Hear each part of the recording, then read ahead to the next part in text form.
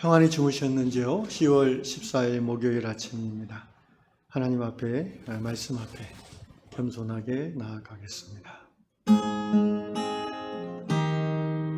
살아계신 하나님, 오늘 하루를 우리에게 선물로 주셔서 감사합니다.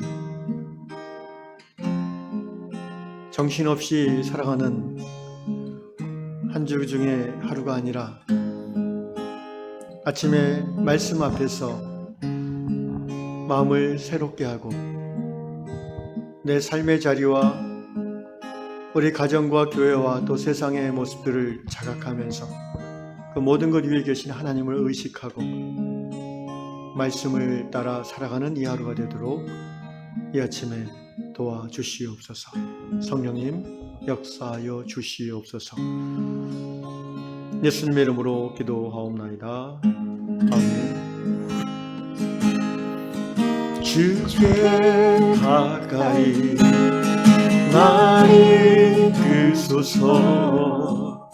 간절히 주님만을 원합니다. 채워주소서. 주의 사랑을 진정한 찬양 드릴 수 있도록 다시 한번 주께 가까이 갑시다. 주께 가까이 나를 이끄소서. 간절히 주님만을 원합니다. 채워주소서.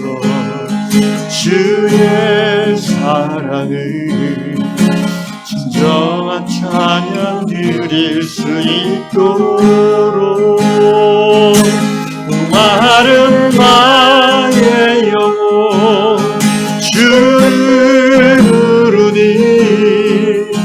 나의 맘 만져 주소서. 주님만을 원합니다. 더 원합니다. 나의 맘 만져 주소서. 마른 나의 영혼 주를 부르니 나의 맘 만져 주소서. 주님만을 원합니다. 더 원합니다. 나의 맘 만져 주소서.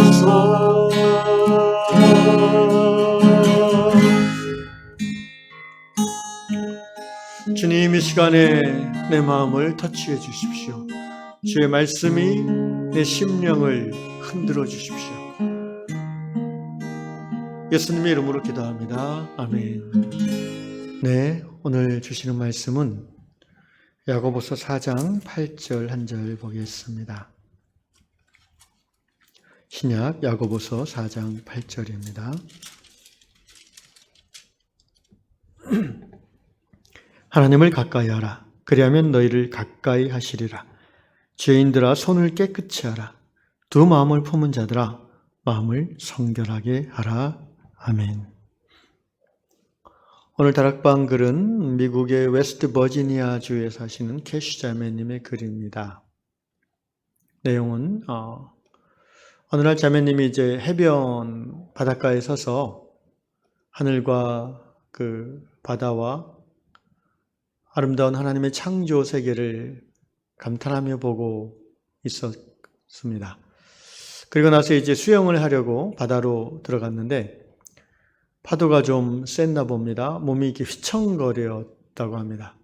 그래서 캐시 자매는 바다 밑으로 아예 잠수해서 들어갔습니다. 점점 깊이 들어갈수록 파도의 저항은 약해졌고 캐시는 파도가 거치게 몰아치는 바다 위에서 수영하는 것보다 이 바다 밑으로 들어가 잠수하는 것이 더 재미있고 더 편하다는 것을 알았습니다.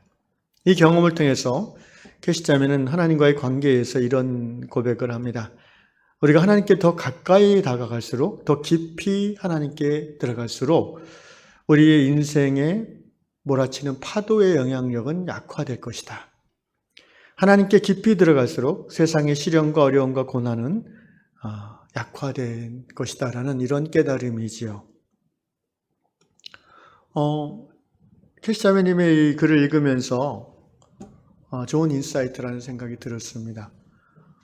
우리가 그러니까 반대로 생각해 보면 우리가 신앙생활 하면서도 여전히 세상의 풍파에 이리 치이고 저리 치이고 뭔가 늘 염려와 걱정이 끊이지 않는 근본적인 이유는 환경 때문이 아니라 우리가 하나님의 세계에 깊이 안 들어가기 때문이라는 거죠. 은혜의 바다에 깊이 들어가면 세상의 파도와 풍랑을 우리는 덜 느낄 텐데, 그러니까 그 파도와 풍랑과 시련이 없다는 게 아니라 적게 느끼는 삶의 구조를 만들어갈 수밖에 없고 하나님께 깊이 들어갈수록 그러니까 삶이 심플해진다는 거죠. 곰곰이 생각해 보십시오. 우리가 신앙생활 하면서도 여전히 이런저런 그 마음의 상처를 받고 뭔가 이렇게 힘들어하는 거는요, 삶이 정돈되지 않아서 그런 면이 많아요.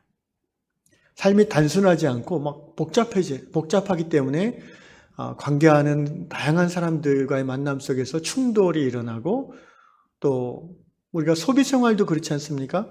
하나님과의 관계에 깊이 들어간 사람은, 제 생각인데요, 이거는 그렇게 뭐 자기 외모나 뭐 패션이나 뭐 자동차나 이렇게 겉으로 드러나는 것에 크게 신경을 안 쓸 거라는 생각을 합니다. 우리가 뭐 이렇게 옷을 사 입고 화장을 하고 또 자동차를 몰고 다니고 이런 것들이 사실은 이제 필요에 의해서 기능적으로 필요하니까 당연히 하겠죠. 그런데 또 한편으로는 자꾸 이렇게 그 최신 유행 옷을 사 입으려고 하는 좀 더 이렇게 뭐 명품에 가까운 그런 좋은 가방을 들이려고 하는 그 내면의 이유가 사실은 또 있지 않습니까? 바로 저 사람이 나를 어떻게 평가할까에 이제 민감한 거죠. 그것을 좀 더 깊이 표현하면은 인정 욕구입니다. 인정 욕구. 나는 이런 사람이야. 넌 나 좀 알아줘라는 거죠. 왜 자꾸 인정받으려고 할까요? 정체성의 중심에 결핍이 있어서 그런 거예요. 그런데 하나님과의 관계에 깊이 들어간다는 뭘 의미합니까? 하나님의 사랑 가운데 깊이 머문다는 거예요. 그 말은 하나님이 나를 사랑하신다. 나는 하나님의 사랑받는 자녀야. 라는 것이 나의 정체성의 중심에 깊게 자리매김된다는 거죠. 그럼 어떤 효과가 나타납니까? 사람들이 나를 어떻게 보는지에 대해서 그렇게 깊이 상관하지 않아요.